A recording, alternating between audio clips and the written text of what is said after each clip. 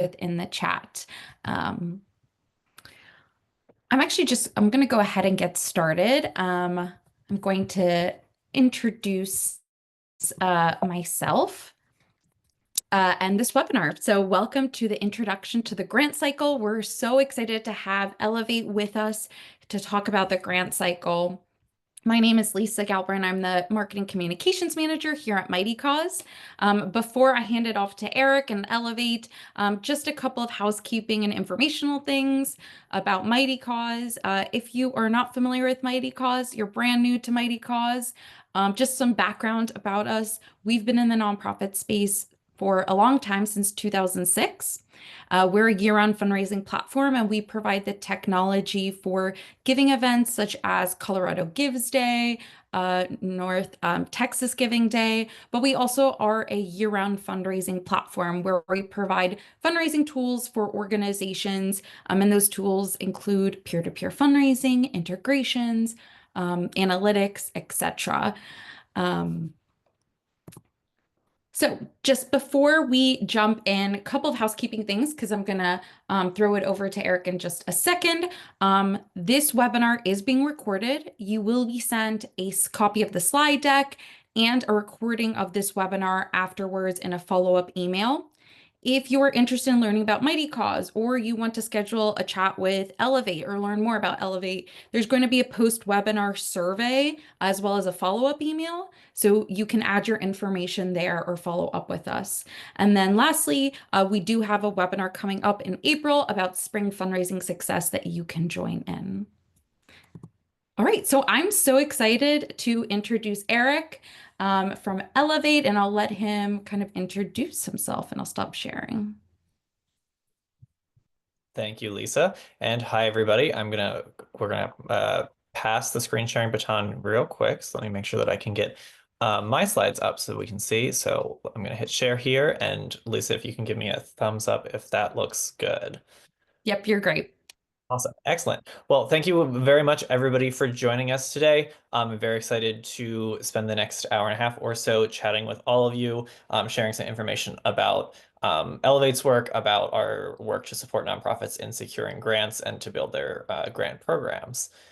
Today, we're going to focus on, as promised, as previewed, we're going to talk about an introduction to the grant cycle.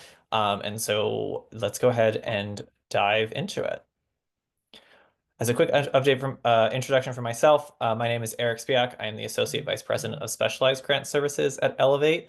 I have been a consultant with Elevate since 2015. Actually, next week will be my 10-year anniversary of my start date. And the time that I've been in Elevate, I've served in a few different roles, including direct client work as both a grant writer and a director, leading small teams to do fundraising work, as well as moving into a supervising director role, so supervising staff in that director role, and most recently moving into this AVP role where I oversee Elevate's project-based work.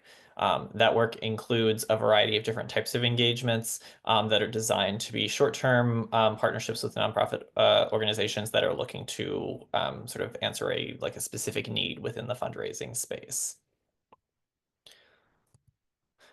A quick overview of Elevate. Elevate is a comprehensive grant writing firm located in Washington, D.C., with a distributed workforce across the country.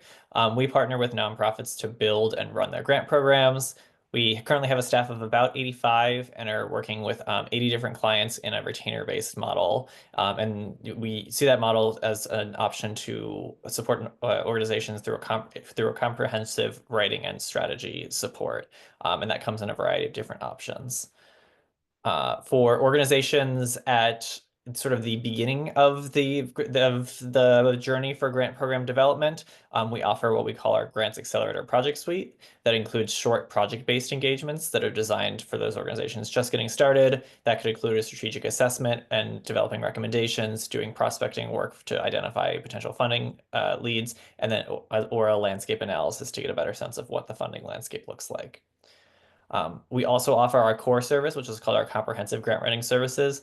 That is a more comprehensive model that supports organizations through long-term partnerships that focus on providing funder research, cultivation support, actual grant writing and submission, systems monitoring, including tracking a grant calendar and funder information. Some quick data points.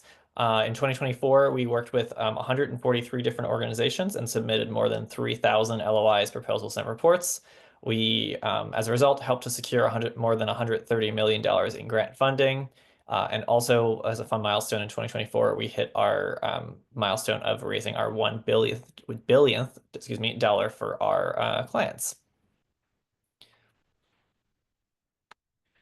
Right. Before we get started today, I do want to take a second to address what I, for the last several months, have considered to be the elephant in the room, which is that there's a lot of uncertainty, concern, and in many cases, fear in the nonprofit sector right now, as we're seeing lots of headlines about cuts to funding portfolios, attacks on vulnerable communities, and threats to the values of diversity, equity, and inclusion.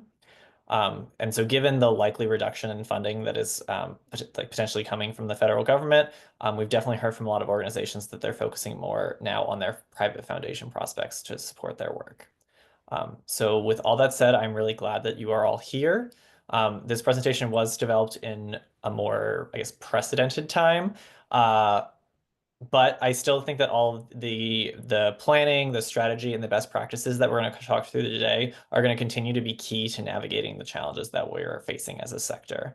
And I do think that it will be, a tough time to break into foundation funding for the first time, as foundations are also navigating uncertainty and figuring out how they're going to operate in the space. But it's not going to be impossible. And so my goal is to give you some tools and recommendations for how to do so. As Lisa mentioned, you will have access to the slides and recordings of this webinar after we're done today, so please don't stress too much about taking notes on every little thing that I say. If you have questions along the way, please feel free to drop them into the chat. We have a lot of content to get through today, so I'm primarily going to be focusing on moving through the slides, but I have asked Lisa to help moderate the chat and to flag for me if there's something kind of mission critical that pops up that it makes sense for me to stop and quickly address. As I mentioned, we do have some time at the end of the session for more dedicated Q&A, so I'll scroll back through the chat at that point. Okay, so this webinar is focused on the core components of the grant cycle and how those elements can work together to further your organization's strategic goals. Institutional giving is just one revenue stream within an organization's overall fundraising strategy, and a strong grants program requires organizational buy-in and investment.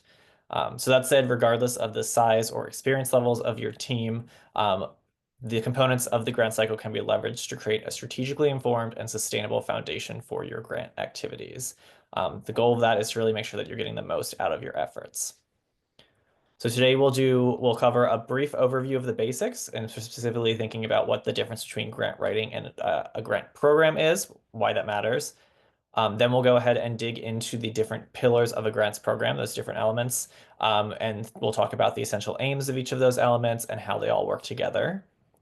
And as I mentioned, we will then finish up with a Q&A.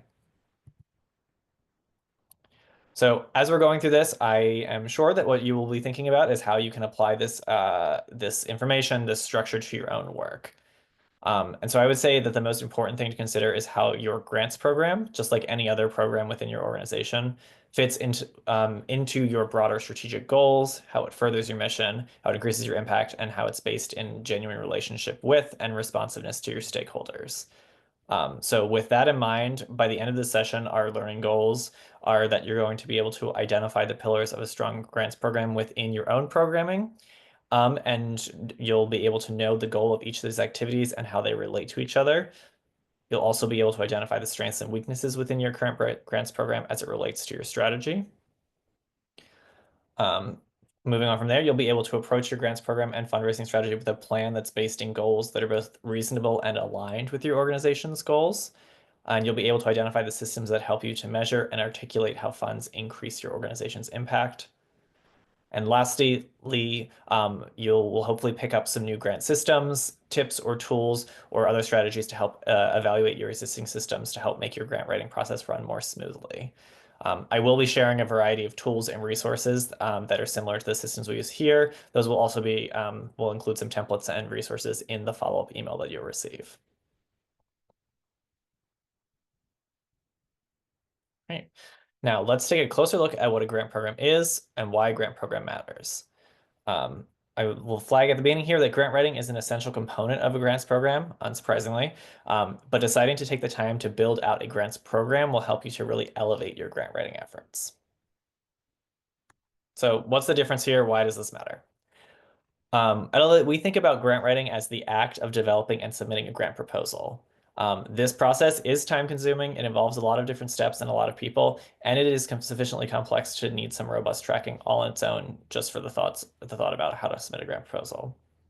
However, zooming out a little bit, naming a grants program helps to ensure that your grant writing is aligned with your overall strategy, make sure that's informed by your stakeholders, and it helps to make sure that it's yielding somewhat predictable funding results.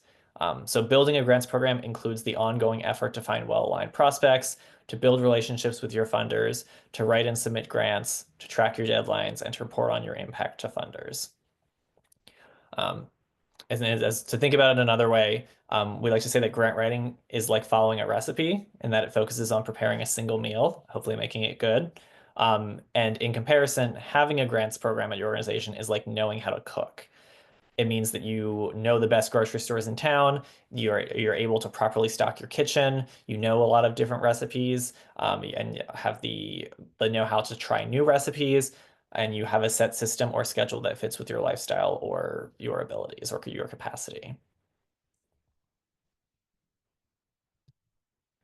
So like any of your other programs, your grant program should advance your organization's mission.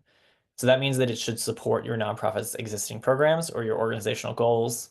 It should include realistic goals based on an understanding of what is feasible within the sector or space that you're operating in. And it should be based on the understanding of the resources, things like time, your effort, your staff capacity, that are going to be needed to deliver your results. So as a result of incorporating all of those things, a well-designed grant program can help you to achieve greater efficiency. It can help you to build expertise among your staff and also decrease the uncertainty that you have when planning for the year, particularly thinking about what your revenue is going to look like. It can also help you to avoid some common pitfalls. And when I say common pitfalls, I mean things like pursuing opportunities for programs that do not align with your mission just to get funding. We call that mission creep, or focusing on a quantity strategy rather than quality. Elevate does not recommend a throw spaghetti at the wall type of approach when we're talking about fundraising. We really want to be working on identifying well-aligned foundation leads to apply to so that you can maximize the efficiency and the value that you're getting out of the time and energy that you're putting into doing your grant writing. So a strong grants program consists of 5 different pillars or core activities that each play an essential role within the grant cycle. They also each organically inform the other pillars. They're all connected. So those pillars are planning and strategy, prospect research, relationship building, grant writing, and then stewarding and reporting via impact and analysis.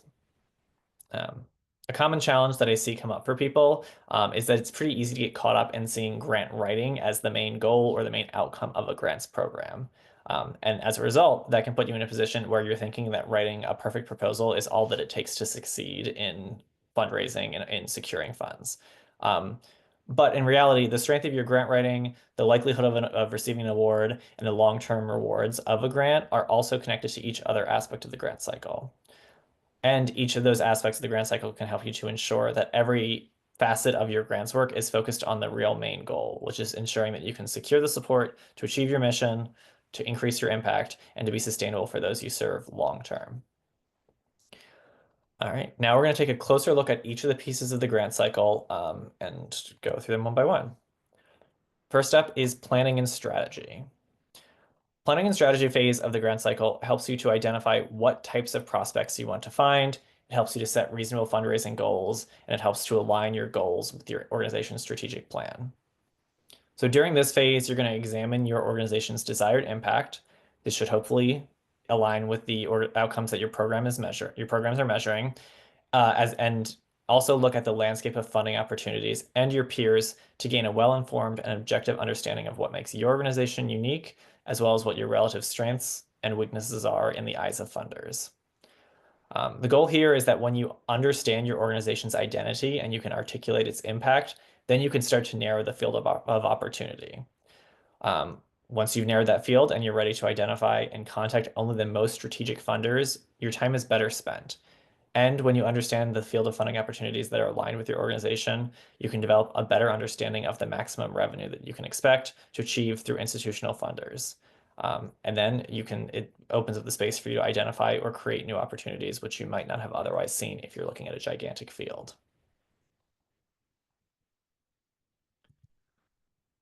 So in general, every organization should have some type of strategic plan that is guiding their work for the fiscal year. This plan should outline the top line goals and then guide you towards the long-term vision that you're trying to accomplish. Um, this plan, as I said, should outline your goals. It should outline the objectives that you hope to achieve through your goals and the activities that will help you to reach the goals. This will also include things like the timeline that you're going to do that on and the budget in which you are going to be working in order to achieve those goals. So, as I'm sure you just heard, I just said goals a lot. So every aspect of your strategic plan is about developing these goals and figuring out a plan to advance them. Very similarly, a strong grants program is aligned with these same goals and is an essential part of the organization's ability to reach those goals. Within your grants program, you should also have your own objectives to help guide you, make sure that you are advancing those steps that you need. We like to say if you don't have without goals, you aren't going to be sure where you're heading, and you aren't going to be sure when you to know when you got there. So, thinking about grant program goals, what are examples of what that could look like? We have some here that I brought up. So, your grant program goal could be something like securing our first grant award this year. It could be securing $75,000 in new funding from at least 3 different funders. It could be more focused in your specific budget. So it might say we're trying to close the funding gap for our senior services program. You may say that we want to cultivate 10 new relationships with funders. We want to leverage our board chairs' relationships to grow our prospect list, or we want to improve our program evaluation by securing a capacity building grant. So what you can hopefully see quickly here is that each of these examples is specific, it's measurable, it's actionable, it's realistic, and it has a set timeline. What's not as readily apparent in these goals is that they were developed through analysis and a deep knowledge of what is possible given the grant landscape and what is most needed for your organization. And they brought those two pieces together. All right, so hopefully now I have impressed upon you that you want to have goals, but how are we going to come up with these goals? How do we create the best goals for our program? So there are many ways to determine this that you want to utilize starting with your vision and your strategic plan. So you could start by considering your vision for the year. Are you in a position where you want to expand or you want to try something new and different? If that is what you have in mind, you're going to think about what is the type of work that you will need to undertake and then therefore fund in order to achieve that vision. Does that mean you need capacity support to invest in new marketing software program? Are you undertaking a move to a new location and therefore need capital or brick and mortar funding? Or are you seeking to expand the number of constituents that you reach or the geographic reach of your programs and what are the expenses that would come with that? You all in pace with that, you want to consider your budget gaps. Think about, do you have a major funder that is sunsetted or is getting ready to sunset and is potentially going to leave you in an unexpected gap in your funding? Absolutely, this is the kind of things you want to be looking forward to make sure that you are planning for them. It's also going to be really helpful to keep your finger on the pulse of the trends in your region, in the issue area you work, and in the communities, so that you can help to identify opportunities that align with your vision and improve your approach to funders. So as an example, thinking back to 2020 and 2021, there was a really urgent need to address pandemic-related learning loss for youth, and there was also a significant influx of pandemic-related recovery funds into the sector. And so for organizations that were working in youth education, those factors had to inform their grants program. It was like absolutely a thing that was changing. It was different from 2 years prior. And so to think about maximizing the impact of their efforts and to be able to really do solid work for their communities, you have to factor in that type of work. As another example, if your organization is maybe working in more of a policy or civic engagement issue area, you are likely already aware of the impact of election cycles and what that means for both your funders and for your peers. So knowledge and keeping abreast of what's going on in your sector helps you to see opportunities, helps you to gauge the timeliness of your requests, and what you're asking for, and to make sure that your organization is being really responsive to the needs on the ground. Finally, one of the most effective approaches to understand and to decide on some of your goals is to undertake a landscape analysis to help you to understand who your organization is in relation to your peers. Specifically thinking about what are your relative strengths and weaknesses. A landscape analysis will serve a lot of purposes. It will also help to identify potential funders based on interest, and also provides critical information about the realistic ranges of grants awards that you could apply for, or expect from these funders. Um, what the planned outcome for this is that to give you a realistic understanding of what's possible within the current funding landscape so that you can know how your grants program can or cannot meet your organizational funding needs. So to think about how we're going to do that landscape analysis, the easy starting point is to think about what your landscape is. Let's define it. Start by picking between 4 and 10 organizations to analyze and determine how they are similar or different to your organization's programming. Um, these don't all have to be exact. Obviously, they aren't going to be exactly the same as you, and we also don't want to pick organizations that are not at all connected to you. So to think about who could be determined a peer, you can think about factors like organizations that work in the same issue area or focus, that are based in the same geographic area, that might work with the same populations that you do or similar populations to what you do. You want to think about organizations, just their general size and their budget range, as well as their approach. Things like, are they doing direct service work to directly benefit the population that they're serving, or are they doing higher level advocacy or organizing or systems change work? Once you have identified your peers, then you can get a strong understanding of how you compare to them, which is going to help you to define your unique, your sort of value add and your niche within the landscape. As an example, let's say you and a peer both have programs that serve youth through out of school time programs. But you might have stronger relationships with the public schools, whereas they have stronger relationships with social service organizations in the area. Um, there's potentially and probably a lot of overlap in the funders that will be interested in both of the work, but knowing what it is that sets you apart will be helpful both for your goal setting, will be helpful for your cultivation and outreach. It'll be helpful in how you're actually drafting your proposals because you want to make sure you highlight the work that is unique and distinct for you. In general, funders who are interested in the work of your peers and the organizations doing similar work to you should also be interested in the work that you're doing. So that means once you've identified your peers, you can start to identify potential funders that are aligned with your work and the potential range of their grant awards as you're doing research. So data points to keep in mind as you're doing this research would be things like approximate budget size, the average grant size that organizations are securing, and then the number and types of funders. There's a big difference between looking at a peer organization and seeing that they get 2 very large grants from 2 foundations versus they get 20 grants over the course of the year that are much smaller. The difference there has ramifications for how you would want to think about planning out your fundraising strategy. All right. We talked about doing research. Where do we find this information? How do we do this research? A wealth of data is available through the Foundation Directory and GuideStar, which are now both housed under Candid.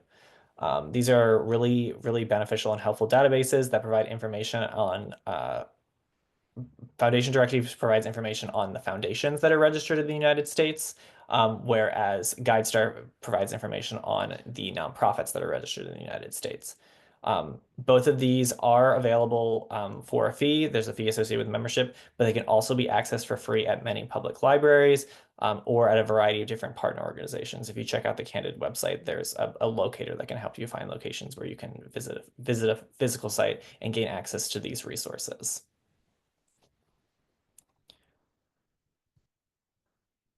GuideStar is another database that helps you that you can utilize, as I mentioned, that helps you look at the nonprofit organizations, including faith-based nonprofits.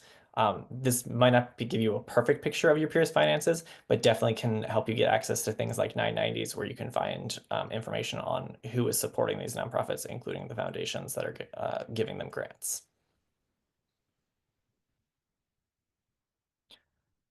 So now that we have an idea of where to start looking for information, and I will also add annual reports are an amazing place to go look for information about who's funding. Many of you are probably familiar with annual reports from putting together your own. So you can think about going to the reports of your peers and seeing who they're listing in their supporter section. Once you've got started to gather that information, we can use that to start to analyze the information that is out there. We like to set this up into a landscape analysis chart. So if you look over here, you'll see that this provides an overview of the common funders that you're seeing, the peers that they are funding, the award amounts that each are receiving, and information about the next steps that your organization wants to develop to think about pursuing those funders. Laying it out in this format is a really great resource to help to identify areas where it might be useful to dive deeper and really, ask some questions or do some additional investigation. So as an example, if one of your peers receives substantially more from the others from a particular funder, then it's important to flag and say, hey, what's going on here? Do we think that they potentially have a personal relationship with this funder? Do they differentiate themselves with some specific way programmatically that helps to maybe aligns with another aspect of that funder's priorities? Are they reaching more of a specific population than the other peers are, and that's why they're receiving this additional funding? Um, Laying it out in this way helps you to flag those aberrations or those changes so you can get a stronger sense of like what could potentially be feasible or realistic for your organization. Eric, just a quick question that just came in. How can you get access to your peers' funders if those funders don't have websites or don't have RFPs or accept unsolicited proposals? So this is not access to the information. This is access to to the actual funder. Is that what the question was? Access to your peers' funder. Yes. Yeah. Yeah, so we'll cover that a little bit more in the cultivation section. Um, that is in many cases the real crux of the potato, as as they would say, is that especially when we're thinking about smaller foundations, smaller family foundations that don't have as robust of a presence, it is one of the great challenges is thinking about how to get in contact. Um, yeah, I'll table that for the rest because we're talking during the prospect research section. I'll talk a little bit more about the type of information to research. Thanks. So looking at this, the last thing I would flag on the landscape-based goals here is that I noted we have some columns here for developing your own personal goals for these foundations. And so looking at, okay, funder one is giving $20,000 here, they're giving $10,000 here. It feels realistic for us to say we would like to secure $15,000 from them. And then let's name a next step. We know that they have an open application that is due on August 1st. Let's get that on the calendar. And so what you can do is once you've built out this chart of saying these are the funders that are supporting the organization similar to us, let's start to think about what the next steps are going to be for each of them. Um, this landscape analysis can also help you to identify the opportunities and gaps that are based on your organization's strengths or weaknesses relative to your peers. You want to make sure that we're thinking about goals and planning based on your unique identity, not based on what every other organization is doing. And so what you can do is make sure that you are aware of, what your strengths are, what the potential challenges that you run into are, and how you can and think about how you can use grant funding to address those things.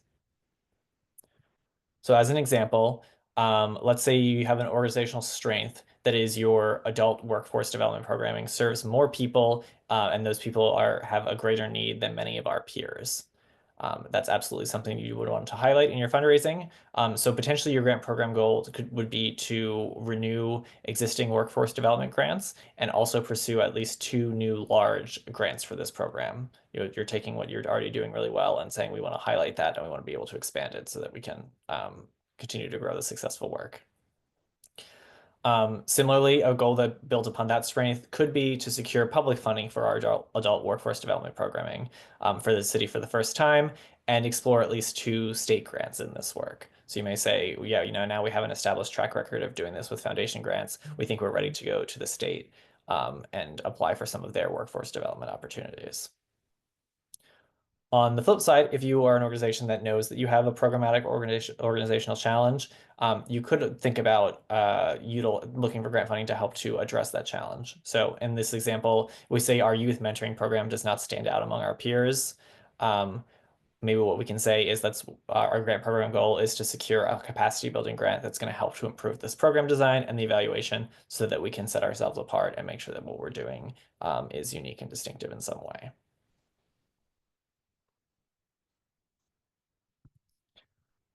So at this point, hopefully, you should have some ideas about what types of goals you could start to develop for your organization.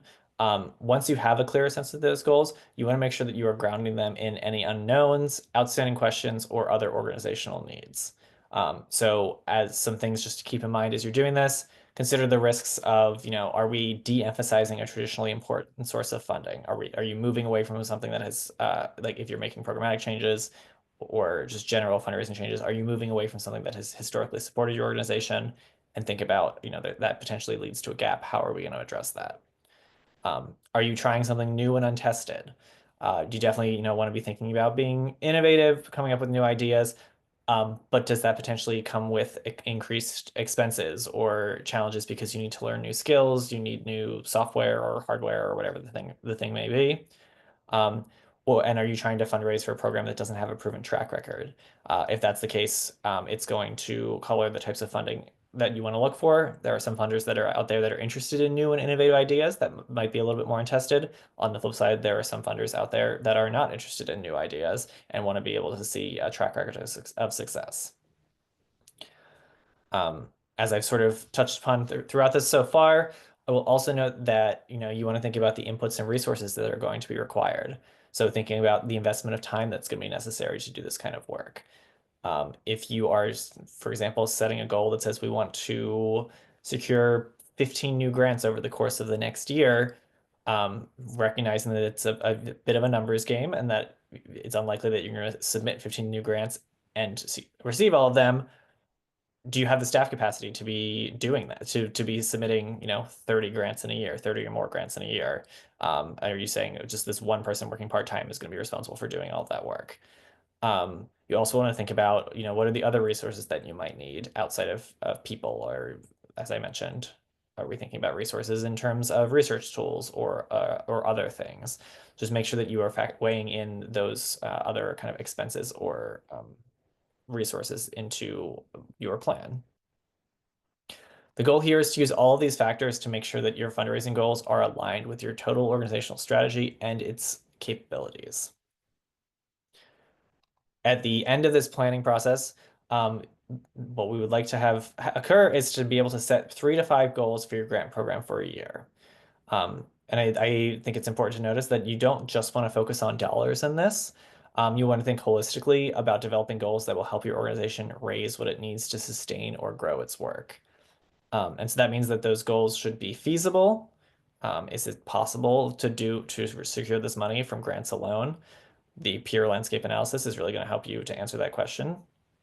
They should be mission aligned. So is our grant program supporting our mission and its impact goals? And so you should definitely make sure that you are aligned with your organization's strategic plan. And they should be sustainable. Is our grant program sustainable and is it as efficient as possible so that we're, really only devoting resources and energy into the efforts that are gonna yield fruit. So here's a few examples of how you might situate your goals for a first or second year grant program. Admittedly, the dollars coming in the door might be a little on the lower side, but building the habits and processes that help to strengthen your grant program can lay a foundation for you to build on. So as you can see here, key activities like identifying strong prospects and cultivating them, or developing new language that you can use to put together applications can help to set the stage for future wins that will bring in dollars.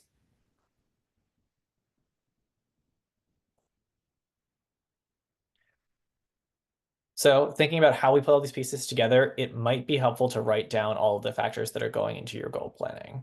On this side is the skeleton of a goals and strategy map that Elevate uses with our clients. This is essentially a SWOT, or strengths, weaknesses, opportunities, and threats chart that it includes a few additional elements that are essential to your fundraising strategy. So this, you also could think about layering in the resources that you have, the expectations that you need to meet, and a summary of the existing grants program and the proposed strategy based on those strengths, weaknesses, and opportunities. By getting aligned on all of these pieces and also making sure that this lives not just in your head, but in a document that anybody else can reference, you can help to develop your realistic goals and plan the strategies to achieve them.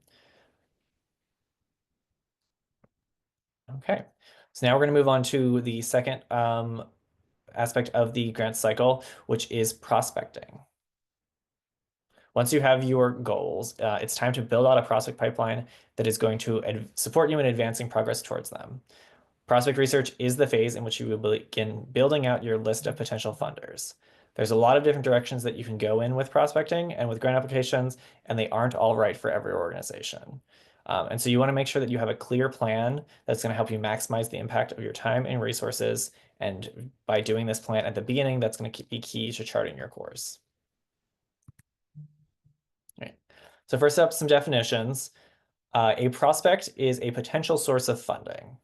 In this session, we're focusing on grant funding. So in most cases, I'm going to be talking about private foundations, corporate foundations, or occasionally government grant opportunities.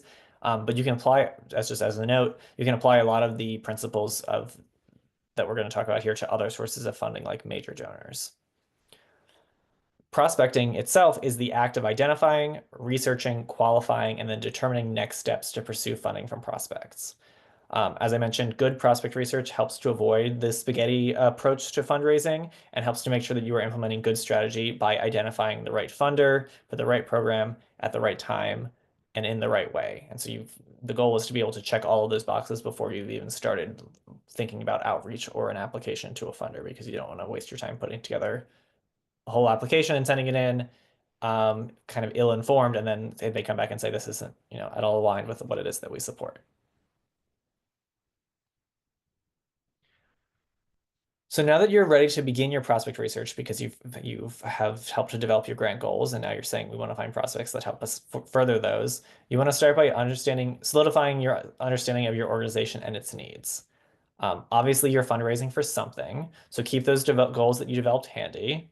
Again, we're thinking about questions like, are you sustaining your current work? Are you trying to expand into new areas? Are you trying to fill budget gaps for a program that's underfunded? And be very specific about where a grant would be the most useful. Your organization may have more than one specific need. That's totally fine. You can have more than one fundraising goal. But that said, fundraising for everything isn't really a strategy. You want to think about naming no more than 3 fundraising goals. So think about bucketing your programs or needs as possible to help you streamline your prospecting as much as possible.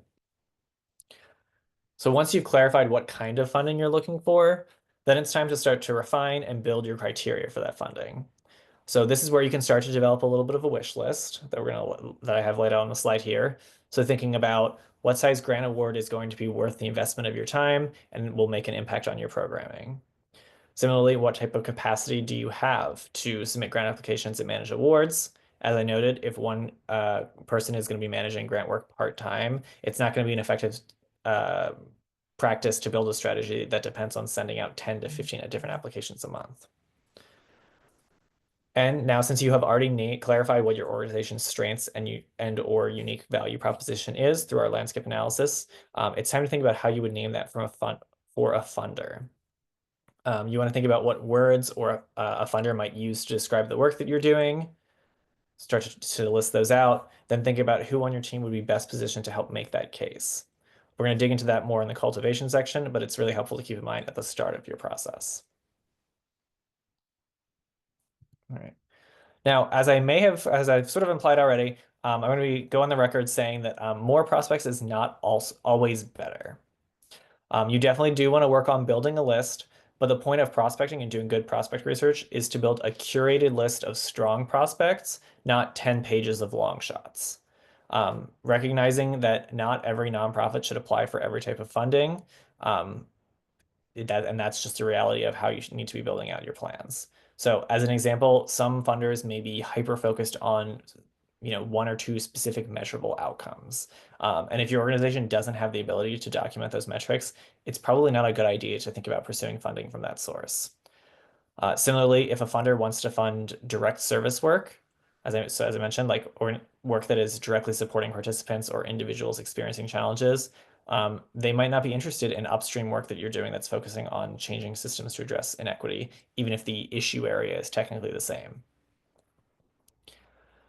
Um, I already mentioned how you should consider your capacity to draft and submit applications into your prospecting strategy. And you should also think about how your capacity will impact your ability to be responsive or reactive to new opportunities that pop up unplanned. I'm sure we've all seen those grant opportunities that open up and they're due in a few weeks, and you say, "Oh, this actually is a good fit, but how do we put this together in time?" If that seems to be common in your space or in the geography that you work in, it might be worth building some flexibility into your plans so that you have the ability to respond quickly to fast-moving opportunities rather than thinking about building out a packed calendar every month and then running into challenges every time something new pops up. So ultimately, the goal is to create a concrete prospecting strategy that you can use to inform your work and align your team's prospecting opportunities. So here's an example of how that strategy chart could look like. You'll see this provides an overview of your fundraising strategy. So here, our fundraising strategy is thinking about researching funders that will support building a new center for our childhood care program in a certain neighborhood. Then underneath, you can see that we're going to name funders, the sort of the broad description of the funders that we're interested in. So funders that are interested in childcare, for example. We're going to think about what those keywords would be and who we would be looking for that match those boxes. So organizations that are interested in childcare, funders that are interested in social emotional learning, funders that give capital funding. This is the sort of, some of the hashtags, if you will, of these types of foundations. There's a space to put in the peer organizations. So if there's organizations that are doing similar type of work that are relevant, you can list them here.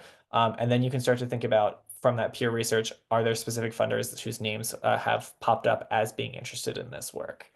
And so you can start to build out, this community foundation here or this bank foundation are popping up as funders on the list of funders that are interested in childcare.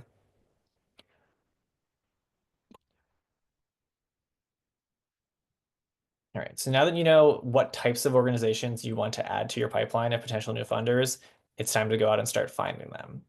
So we'll keep talking about the specific tools that you can utilize, but some general guidance on searching. I like to think of prospecting as a funnel.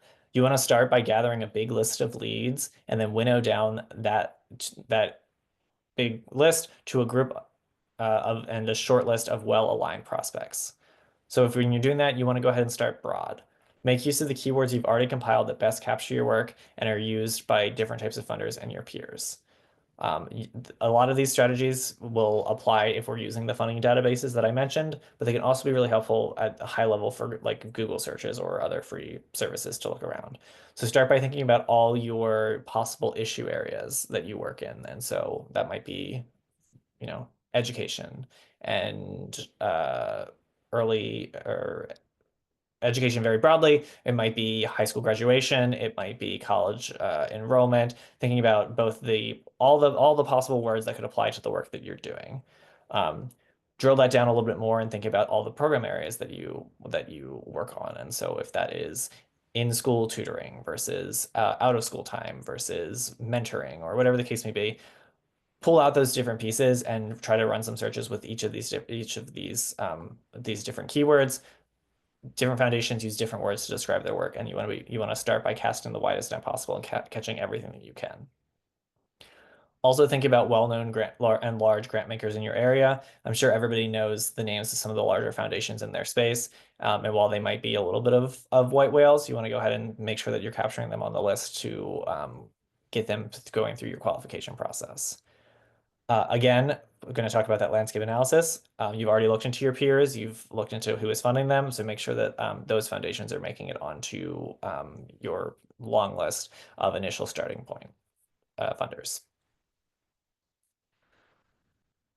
Then it's time to refine your list by evaluating those potential new funders against qualifiers. So thinking about things like your specific mission alignment, the geographic location, depending on how you're operating, what their average grant size is, what your organizational need is, and if there's alignment there, what types of deadlines they have, if they're accepting applications year round, if they have very specific deadlines that happen once or twice a year, if they don't have any open application processes.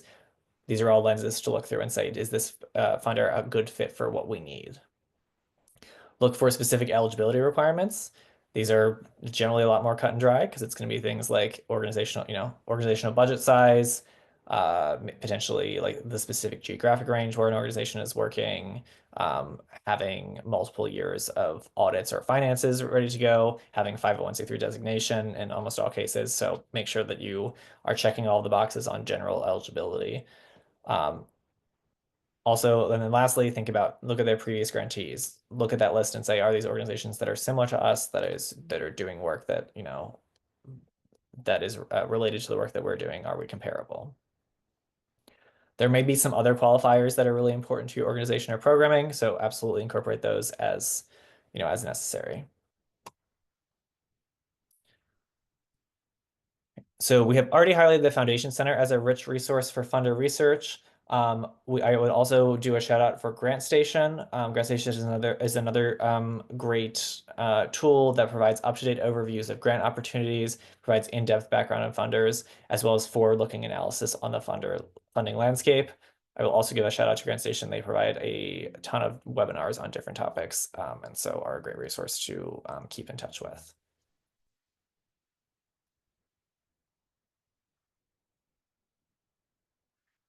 Some final prospecting tips to thinking about how to build out that list for you.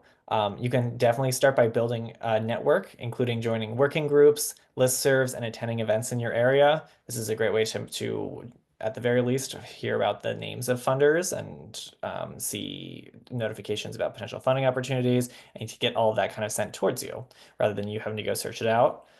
You can set up Google alerts for program-specific funding opportunities or prospective funders. If you want to hear about when the XYZ Foundation does an open call for funding, you can set up a Google alert for it. If you're going to meetings or conferences, specifically those that are tied to specific issue areas, check out the attendee lists to see who's there. If there are folks who are coming from foundations, check out if there are foundations that are supporting the specific event. That's a good way to, if a funder is supporting a conference that is for social service providers in, I don't know, Green Bay, then they're probably interested if you're doing social services work in Green Bay, and it's an organization that should end up on your prospect list. Think about generally just expanding and amplifying the reach and the visibility of your organization as much as possible. So thinking about pushing out campaigns or major news to your personal social media, to your LinkedIn, so that you're building the opportunity for connections with potentially or visibility with potentially interested funders. Also think about using LinkedIn to build out connections and look at how you can map out what your networks look like and see, oh, I know this person who knows this person as a foundation. Is that something that might be of interest and that I should look into more? Elevate can and does dedicate an entire webinar specifically to the prospecting process. So we will actually be going more into the nuances of prospecting strategy in that webinar that's going to be delivered in April. So if this is a topic that is of more interest to you, feel free to check out our website for information on how to spend some time specifically talking about prospecting.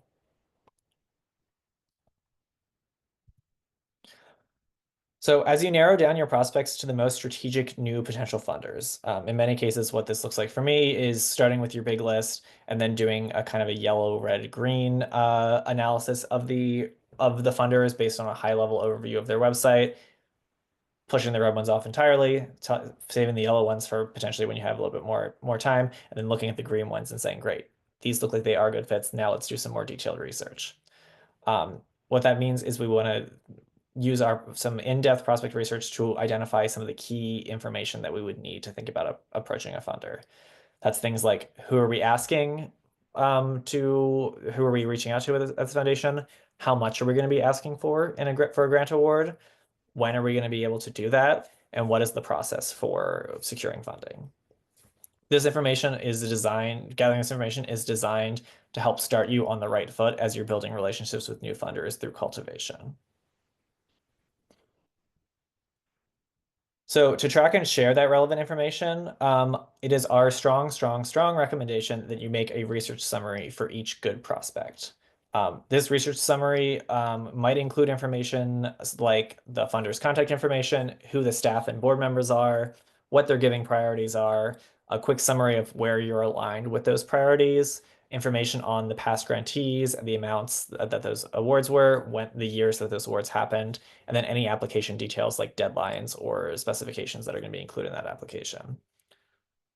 By capturing this information in a brief, easy to review format, you're going to have something that you can easily share with other people in your organization, especially if you're thinking about a shop that, if you're working in development, but you may have an executive director who's going to be the person who is like actually networking or talking with a funder. Having a nice research brief that you can hand to them and say, I know you have a conversation, here are the cliff notes essentially of what this funder is interested in and where we see our best alignment, is a really helpful resource. It is also helpful to have it on hand so that, a few months down the line, as things happen or as cultivation takes time or whatever the case may be, you have something to very easily reference and say, why are we interested in this foundation again? What were we trying to get from them? You can pull up your cheat sheet and you have all that information right there.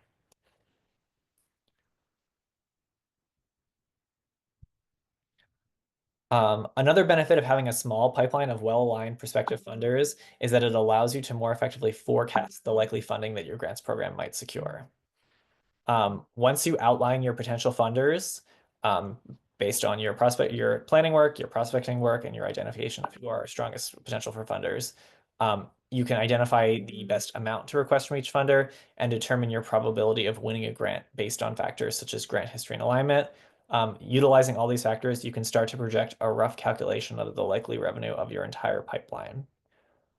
So as an example, if you say we're going to make a $100,000 request, and this is, a funder that we have had conversations with, they've expressed interest in the work that we're doing, but it's brand new funding, so nothing is certain. So we're going to project this out at a 50% probability that we're going to secure this funding. That means that you have $50,000 in expected revenue here.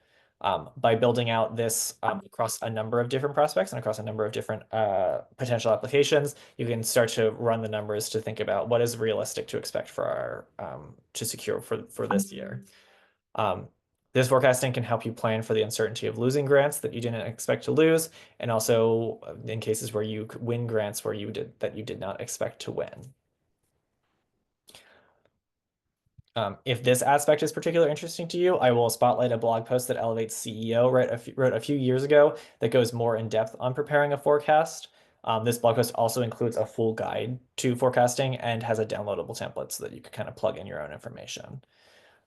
Elevate will also be conducting a webinar on specifically on forecasting grant revenue through projections. That's going to be happening in May, I believe mid-May. Again, that information is all on our website if that's a topic that's of particular interest to you.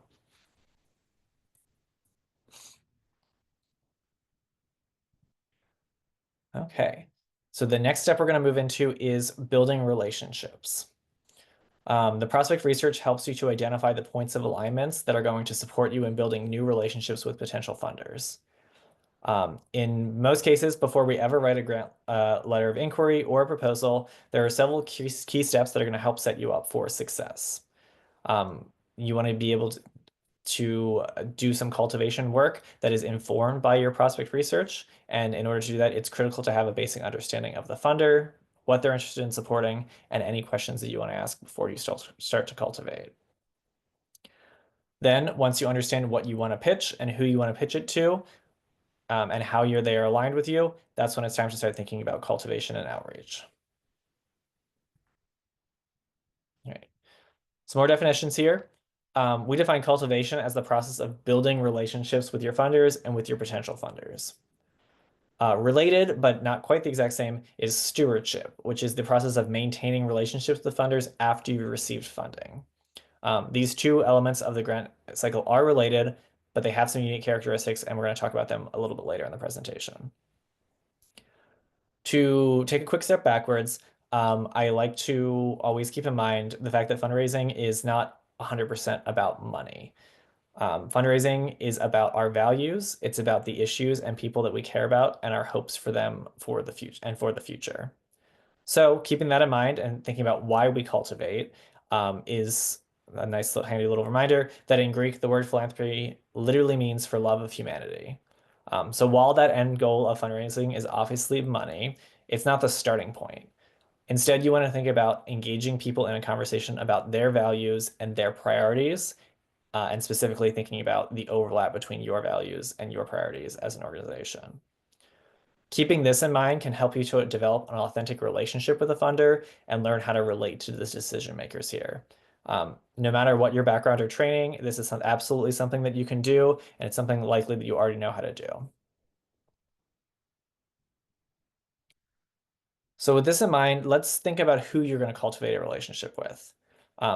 Even though foundations are institutions, they are made up of people. And through your prospect research, you should have identified the best people to champion your cause on your end, and you might have identified any potential connections that you have to staff or board members or other organizations at a potential funder, and then who those main points of contact are at the funder. Um, these could be a number of different options. This could be staff members, it could be trustees or board members, volunteers, current major donors, or other thought leaders in the field. Basically, the goal is if you're able to identify a warm connection, that's the great way to do it. But if you're unable to identify a warm connection and are doing what we would say a cold outreach, some of the most important individuals to build relationships with at a foundation would be the program officer or other staff and consultants. Program officers, they're staff members at foundations who serve as the primary ambassador to grantees, potential grantees, and other stakeholders. These people generally bring issue area expertise as well as a deep understanding of program design and nonprofit management. They can be helpful in a variety of ways, as I've got listed here. In general, they are an excellent resource to help you supplement your prospect research and can be an advocate for you at the higher ups at a funder. Some things to keep in mind as you're thinking about how you would connect with and talk to a program officer. I want to be clear at the start that like this foundation outreach is not quite the same as like major donor networking or major donor outreach. We're not think that, and we don't think that you need to have affluent connections to be able to get in touch with a foundation or to talk to a program officer. It is literally their job to talk to grantees and potential grantees. If it helps, you can consider that you are helping them to do their job by presenting them with a great organization to support. Um, Cultivators don't need to be social butterflies. You don't need to be the most extroverted person in the room. You just need to be good at connecting with people and learn how to by keeping in mind your mission and remembering that fundraising is about values and finding alignment between values. Lastly, I like to really flag this. If you find cultivation to be awkward because you don't like asking for money in a conversation, I would strongly recommend that you rethink or reframe how you think about sort of the relationship between funders and nonprofits. Foundations exist to advance causes, and nonprofits are the ones that do the actual work. You're each bringing different things to the table in this relationship. And once you start thinking about funders as partners rather than as benefactors, you should feel more comfortable in having conversations where you're saying, we have a shared goal, and this is the work that we do that advances that shared goal. And, these are the resources that we need to be able to do that.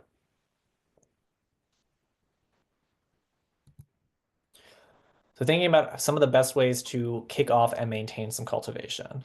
One of the strongest and most standard strategies to get is to get a connection to introduce you by email. So as part of that prospect research, I have named that you want to be looking for connectors or champions on, within your network who may have connections to a funder and can introduce you. That can be as simple as, you've identified that somebody on your board is connected with somebody who is on the board of a foundation. And so you can say, hey, reach out to the board member and say, hey, would you be willing to make an introduction between me and me over to this person at the foundation with the request of, we'd love to talk to a program officer or whatever the case may be. Or you may have a peer organization that you work with who is connected to the funder and knows the program officer. And so you could ask them, can you make an introduction to us so that we can start to talk to a program officer here? In some cases, if you haven't found that warm connection, you might make an initial connection via a phone call. You might be able to do your own cold outreach email if you've identified who the program officer is and have their contact information, and you can just send your own email directly to them. If you're out at a conference or an event and you see that there are funders or representatives from foundations there, you can introduce yourself there and say, hey, I'm reaching out, I'm from XYZ organization and we do this work. Would love to potentially schedule a conversation with you to learn more about what your priorities are. In almost all of these instances, the goal is to set up is not to do your pitch right in the moment. The goal is to set up a more formal meeting where you can introduce your work further and ask questions. Then thinking about follow-up, if that conversation goes well, you can think about things like inviting them to events or keeping them looped in on your work in other ways. I will take a second here to circle back to the question that was asked about what do you do with foundations, that don't have the information out there. And that is admittedly, yeah, some of the most challenging pieces is when we're particularly we're thinking about smaller foundations that don't have full-time staff that are listed, don't have a website. That is the place where I would say the best option is to lean on your network. And so if you know that if you have organizations in your space that you know are getting support from this foundation, you can talk to them about the potential for an introduction.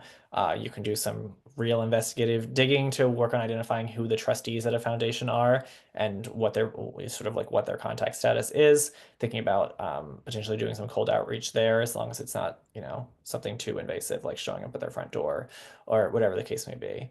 Um, but at the end of the day, that we might run into situations where, these smaller foundations are much more opaque and are saying, no, don't cultivate us. In that case, sometimes the outreach strategy can be a proposal. If they have an open proposal deadline, that may be the time to say, okay, our initial approach strategy is going to be to submit this first proposal. We may get a yes back, we may get a no back, but hopefully maybe that opens the door to saying, great, or not great, but we got a no from this request. We would love the opportunity to get any feedback from you about why that happened, and potentially use that as the opening to start to build a relationship with a funder.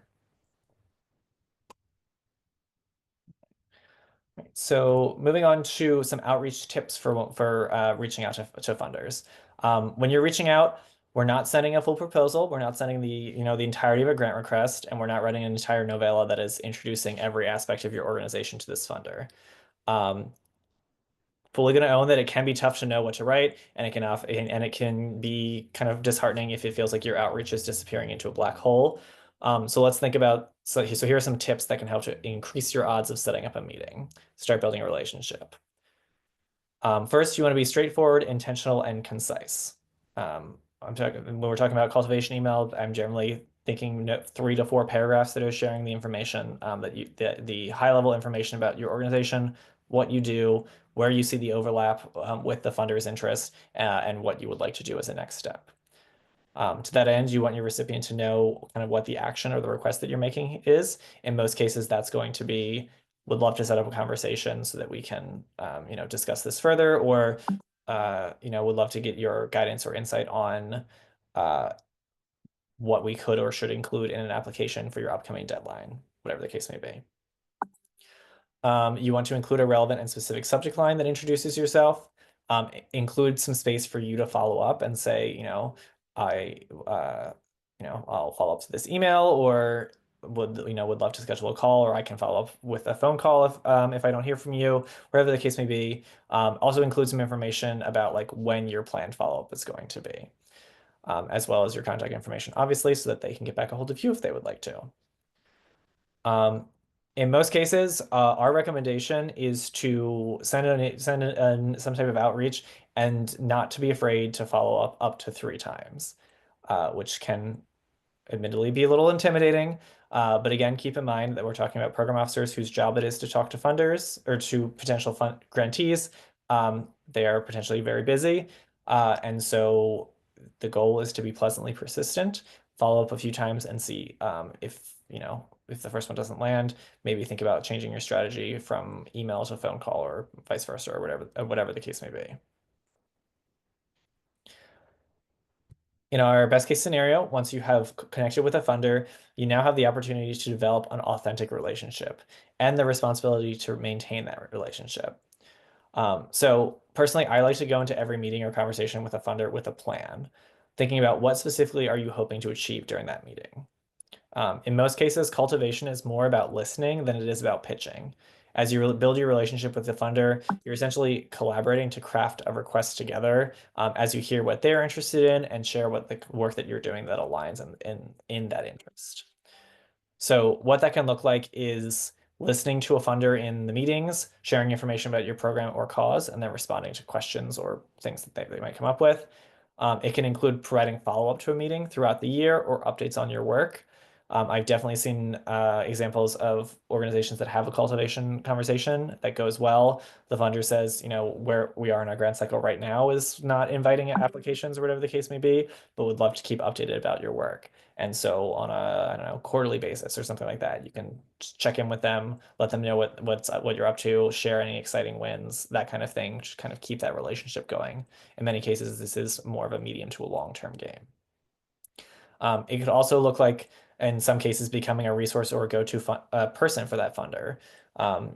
If you're an organization that is working in kind of a niche area and you have like a real on-the-ground understanding of data or whatever the case may be, positioning yourself as the person that when the funder has a question about that issue, it says, "Oh, I can just go talk to that organization because I know that they know what's up there," is a great way to work on building and furthering a relationship.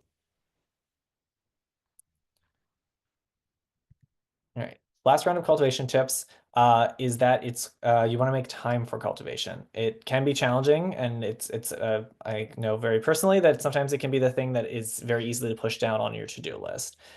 So consider breaking your efforts up into a quarterly system of touch points so that you have a plan of, okay, every quarter I'm going to do this, this, this. I'm going to reach out to these foundations. I'm just going to sit down and do it. Make a cultivation plan for each of your top funding prospects. Once you've done your prospect research and you said these 5 foundations are the ones that we're really well aligned with, they give grants in the size that we're looking for, and they check out so many of our boxes. Let's make a specific plan for reaching out to them and following up on that outreach, so that you have something very clear that you can go back to and say, okay, what are we trying to do with this foundation? As I mentioned, be unafraid of following up routinely, up to 3 times. If you don't get any response there, then think about a different outreach strategy. I want to just remind folks that you will get better with practice at this work and you'll gain more confidence in doing it. Keep in mind that it is their job to talk to you and that your organization is doing good work that you want to share. Uh, as I mentioned, cultivation is really strongly about listening. So listen to your funders, make sure you're communicating tactfully and authentically, and also make sure you're tracking your progress. Thinking about the different strategies that you're doing cultivation, keep an eye on how many emails are converting into calls, how many of these calls are converting into meetings. Are there trends or are there things that you're doing that seem to be really successful? Do more of that. If there are things that are not successful, don't do that as much and try to figure out what's going to be kind of the best way for you to move this cultivation efforts forward.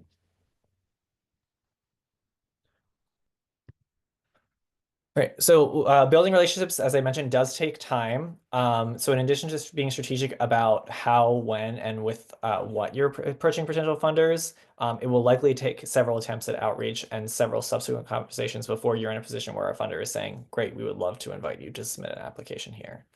Um, but if you have a strong cultivation program, you'll be able to develop and submit proposals with a much stronger idea of what a funder is interested in, what they're likely to award, and you'll have the benefit of the experience, the expertise of a funder to inform your organization's evolution and growth.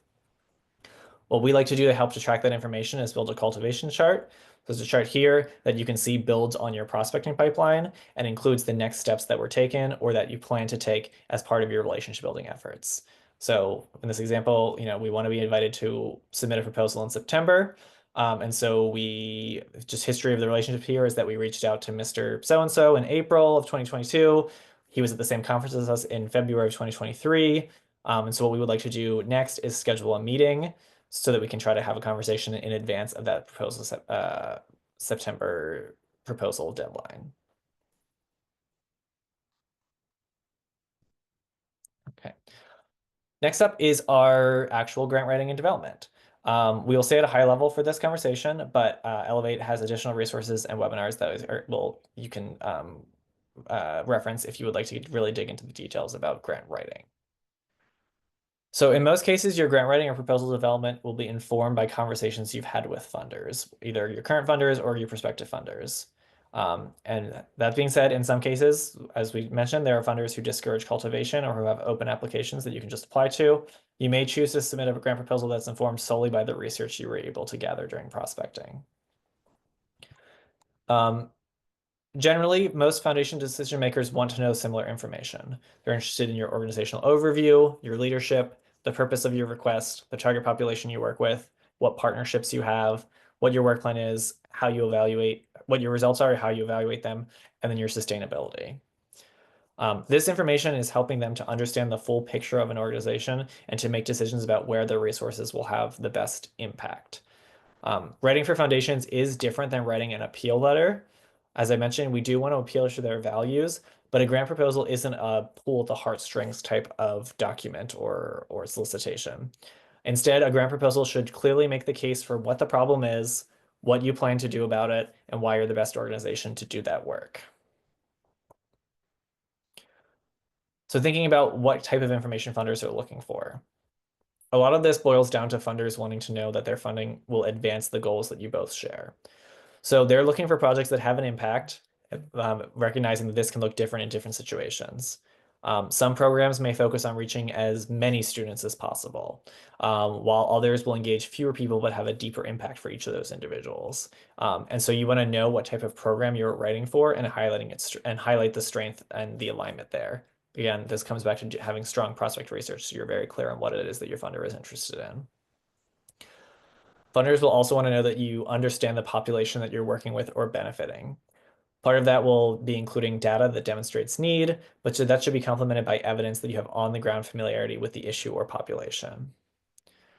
Your proposal should definitely demonstrate that you know what your funder cares about. There's a lot of nuance here. You should absolutely not go about redesigning your entire program or just describing how you do your work to try to fit a square peg into a round hole.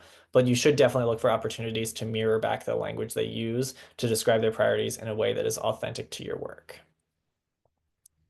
Again, this is also going to be informed by your cultivation and making sure that you have a strong understanding of how your funder is or potential funder is thinking about the work. It can probably be assumed, but funders are looking for proposals that are well written, clear, and concise. The way you talk about your work and the context in which you work should be logical. It should be understandable to someone from outside your organization. If they have to work too hard to understand what it is that you do, this increases the likelihood that they're going to move on to the next application. So stay focused on what you are asking for and avoid going off message. Lastly, funders are looking for honesty, not perfection.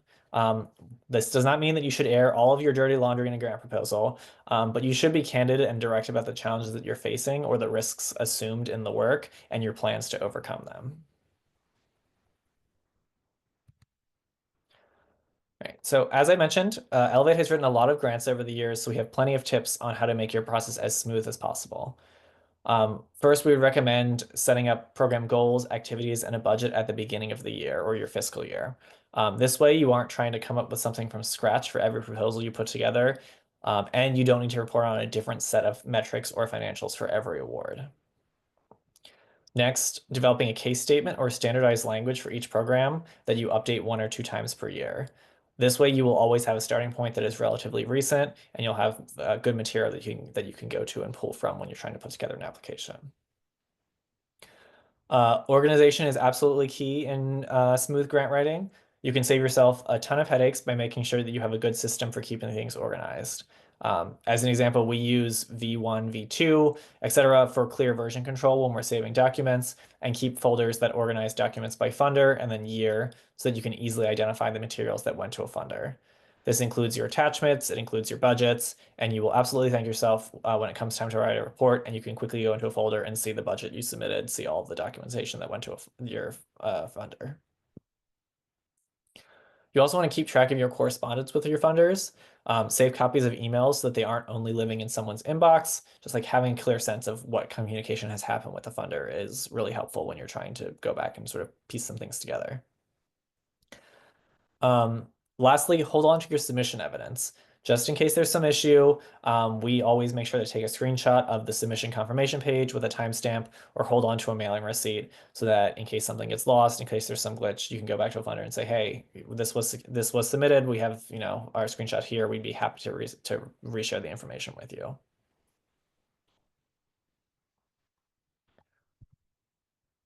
When we're talking about grant writing, we are also thinking about your grant's calendar and keeping track of all of those deadlines. This calendar is the next step of your prospect pipeline. and should only include the prospects that you've ultimately decided that you're going to apply to or you were invited to submit an application to. The grant calendar should also summarize the essential notes that you've gathered from your conversations with funders, so making it your grant writing plan for a given year. So here's an example of what that could look like. Obviously, this has a snapshot of the funder you want to apply to, the deadline, the request amount you're going to ask for, and notes on your alignment or specific request strategy.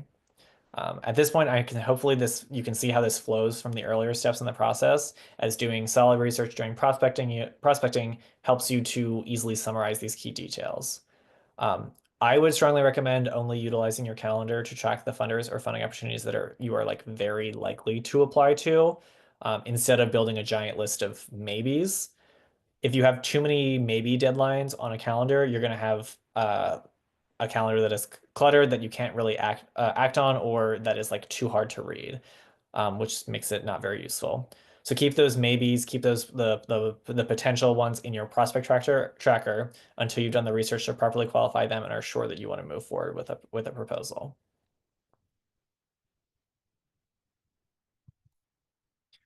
Right. Now we're moving into our final step, which is reporting and stewardship. Once you've established a relationship with a funder and they've supported your work for a grant, it's important to honor that relationship by maintaining it through stewardship and by reporting back to them on how that funding was used based on your agreement with them. Regular reporting and evaluation allows you to not only effectively steward your funder relationships, but also to help ensure that your grants program is on track to meet its goals. In most cases, your funder will not want to only hear from you when it's time to submit a renewal. Good stewardship is a strategy to help support your grant program by keeping in regular contact with your funders so that you can ensure that they stay aware of the good work you're doing. This overall effort helps to support your renewal applications and potentially build the case for potential increases in grant award amounts. I like to think about this in the personal terms of how do you feel about the friend that you only hear from when they need help moving? At the very least, you want to make sure that you're creating stewardship plans for your top funders, the ones that your organization would really be hurting without. I like to think about considering calendaring quarterly touch points of some type, even if that's just an update email. I've seen organizations be very successful with a quarterly funder update email that they send to all of their current funders, and utilize as a tool for teeing up conversations and sharing news about wins. Very critically, you want to make sure that you are keeping track of your reporting deadlines. These are the most formalized part of stewardship, and you absolutely do not want to jeopardize a funder relationship by missing your reporting deadlines. As the last tip for stewardship, you also want to consider inviting your funders to events. They may not always come, but an invitation is another opportunity to tee up a conversation or have a touch point. Alternatively, if they do come, it's an excellent opportunity for them to see your work in action, and hopefully that means they'll have it in mind the next time they read a proposal or report from you. I will also note that regular stewardship gives you the opportunity to let your funders know about the challenges you may be facing. Again, this doesn't mean sharing every single bump in the road, but if you're experiencing significant org changes like an executive transition, or maybe you're deeply impacted by new legislation or some other external factor, you should let your funders know about it. You don't want the first time that they hear about something that derailed your work to be in a report 6 months later. In many cases, going to a funder and saying, here's a new challenge that we're dealing with and what we're planning to do about it can actually strengthen your relationship. And occasionally it unlocks additional funding from funders that say, oh, yes, we have recognized that this is a problem. Would some additional support be helpful in this case?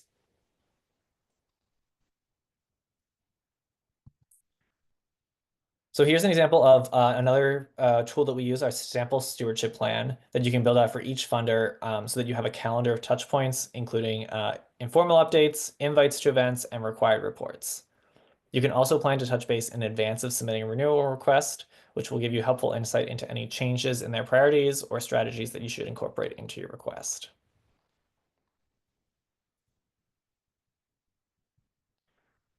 So some key stewardship tips that we've got here. You want to use stewardship to help funders see your organization's activities and impact.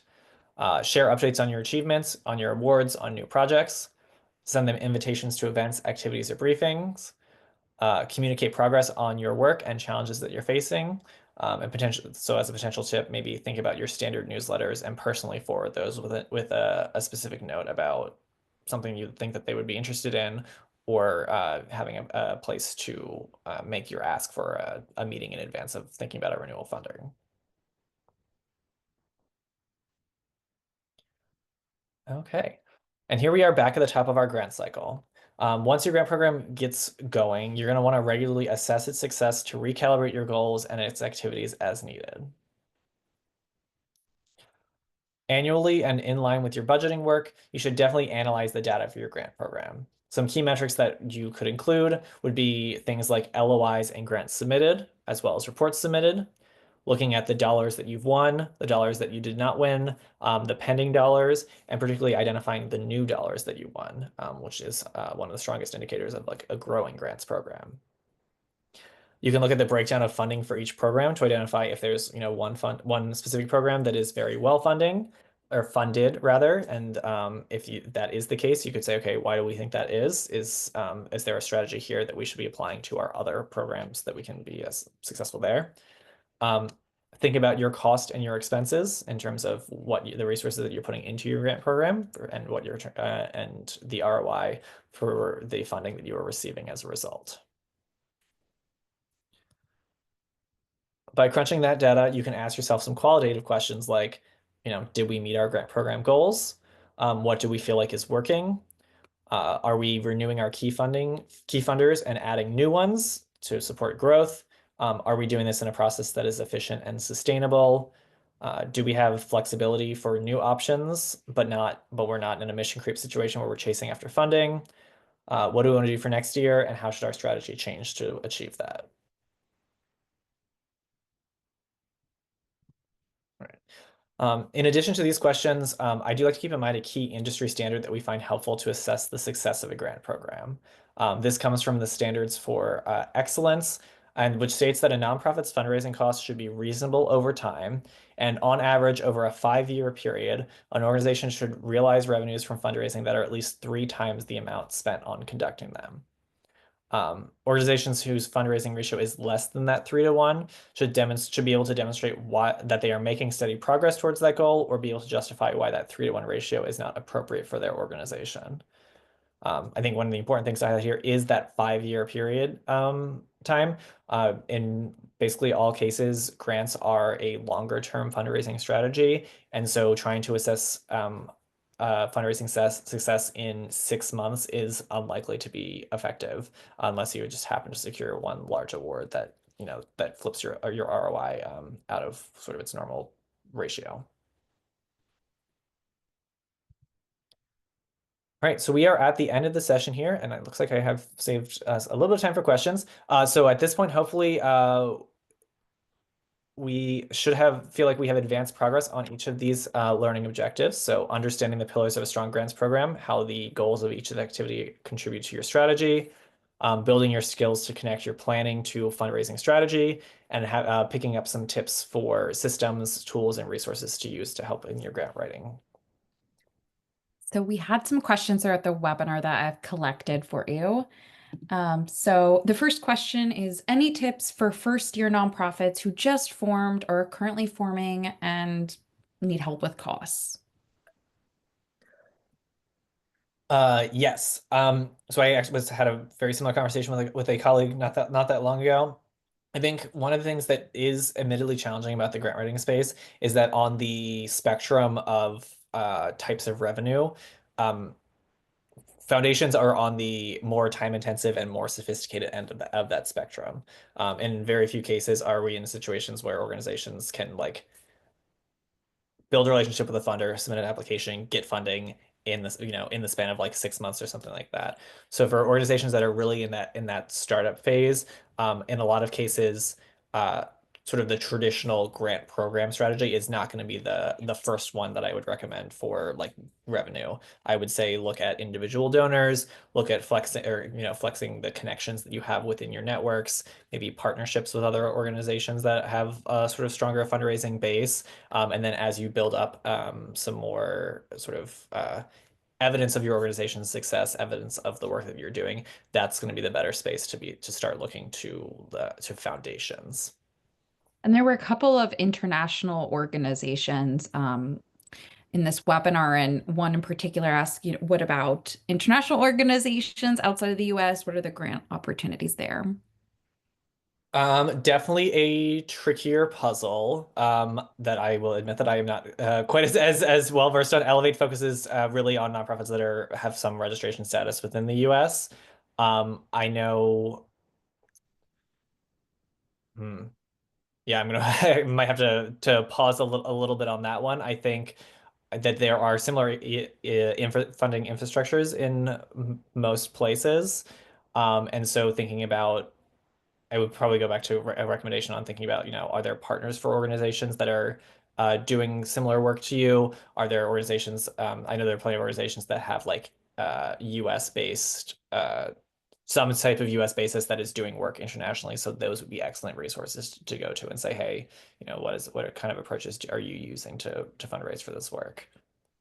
Yeah, I was just going to say that the international organizations that use Mighty Cause for fundraising, some of them have fiscal sponsors. So they've have come into agreement with a US based nonprofit where they're able to fundraise in the US through that nonprofit's EIN or tax identification number. And they have kind of a set agreement for that. So that might be something you want to look into. All right, two other questions that I've seen. Given the current challenges with the current administration, the economy, what are the incentives for funders to donate? Yeah, no, I mean it's a great question and it's one that foundations are approaching differently, basically. So the overarching the law basically, for years has been that foundations have to give at least 5% of their assets per year. As a result of some of the changes that we have seen some foundations already who have committed to increase to surpassing that amount as a way to try to definitely not make up the gap, but to support organizations that are potentially hurting from loss of public funding. At this point, I mean, I don't think there's technically an incentive, like, like a hard financial incentive at this point. There is a values incentive, hopefully, for funders in supporting the nonprofits and the communities that they are benefiting. But unfortunately, that is very in flux right now. Uh, Foundations are not always known for being the quickest at for deciding how they're strategically responding to changes in the landscape. So I'm, uh, and would not be surprised if we over time continue to see foundations shifting how they're doing their grant making as a result of these changes. And one other question, and feel free if I missed your question to add it into the chat right now, is how likely is it to receive funding when you're brand new to the grant world as a nonprofit? Yeah, it is. It is a challenging space to sort of start out from scratch. And so sort of my one of my early responses is, if you're I'll assume maybe that we're saying we're new to the grant world, not brand new to the nonprofit world. Um, but so I think when we do those projections, when we're talking that I mentioned when we're talking about probability of securing brand new funding, in many cases, when we're saying you're applying to a funder for the first time that you have maybe very limited cultivation or relationship support with, the probability of funding it may be between the like 10 and 15% when we're first doing an estimation. Um, and so the hope is to increase those percentages by doing solid strategy and making sure that you're as aligned as possible before you're going and doing applications, making sure that you're building as much of a relationship as possible um, to drive those numbers up. But it is, looking solidly at the numbers across the board. If I'm remembering correctly, I think Foundation Center kind of has held its standard number, its percentage of like successful grant awards at something like between like 16 and 20%, I think is like the number of funded awards uh, across the board. And so the way that our strategy for getting kind of around those numbers is making sure that we're as well aligned as possible prior to putting together and submitting an application. That makes sense. And I see one other question is how large a staff do you need to achieve all your proposed items? Our development is are typically understaffed. Yes, absolutely. That's very unfortunately I true. Common Um, issue. Common issue for sure. I mean, I think that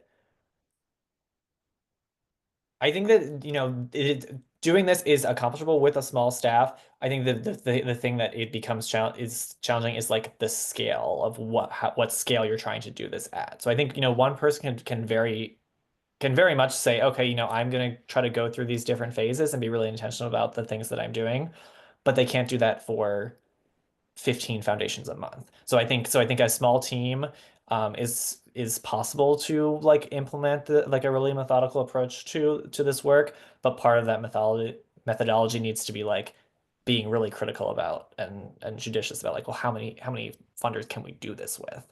And then hopefully be able to like build a little bit from there. Yeah, and you talked a little bit in the beginning about goal setting and making sure it's a realistic goal based on, what you have at your disposal and your resources. Um, okay, I don't see any other questions coming in. Uh, Excellent. Okay. I think I have just one. What do I have? One or two more. So I will just note here that in the follow-up email that we're going to share, I saw there were a few questions about slides and resources. Or slides and recording, which Lisa has confirmed, definitely going to get shared. We'll also share a few different PDFs and of like templates and the resources that I've mentioned over the course of today. yeah, and Uh, oh, go ahead. Oh, sorry. Yeah, so I was gonna say I mentioned both of these webinars already, but very relevant topics. Elevate's going to be talking about prospect research on April 24th and forecasting grant revenue on May 29th.